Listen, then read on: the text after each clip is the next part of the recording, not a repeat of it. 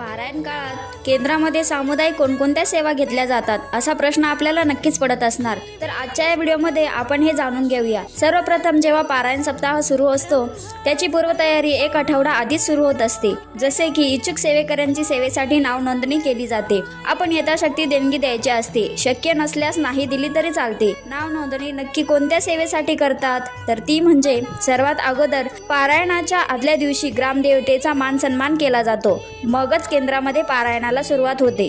पहिल्या दिवशी मुख्य यजमान जोडी ठरवली जाते जी पहिल्या व शेवटच्या दिवशी मुख्य पूजा करण्यासाठी बसतात.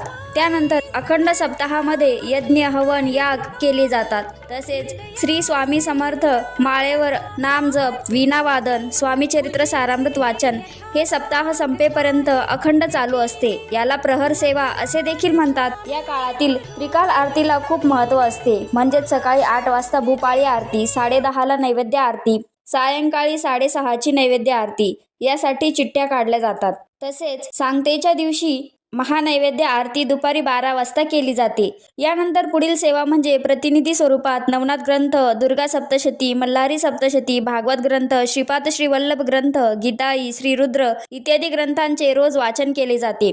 त्याचबरोबर रोजची सकाळ संध्याकाळ सडा रांगोळी, आरती, फुले वाटप, फोटोपूजन, चप्पल स्टँड, कचरा साफसफाई तसेच चित्रगुप्त देखील असतात. म्हणजेच आपण रोज ज्या सेवा केंद्रात करत आहोत याची नोंद केंद्रातील नेमलेले चित्रगुप्त सेवेकरी करत असतात. अशा प्रकारे विविध सेवा केंद्रामध्ये घेतल्या जातात. प्रत्येक सेवेसाठी वेगवेगळ्या सेवेकऱ्यांनी नावे दिलेली असतात व त्यांच्या सेवेची वेळ ठरलेली असते. त्यांच्या वेळेनुसार सेवेकरी येऊन आपापली सेवा करून घरी जातात. प्रहर सेवा अखंड दिवस रात्र चालू असते. यासाठी 6 किंवा अधिक महिला सकाळी 8 ते सायंकाळी 8 पर्यंत, पुरुष सेवेकरी रात्री 8 ते सकाळी 8 पर्यंत अखंड न थांबता 1-1 तास प्रहर सेवा करत असतात व पारायण तर चालूच असते. भाग्यवान सेवेकऱ्यांनाच केंद्रामध्ये पारायण करण्याची सुवर्ण संधी मिळत असते. जर तुम्हालाही संधी मिळत असेल तर याचा नक्कीच लाभ घ्या.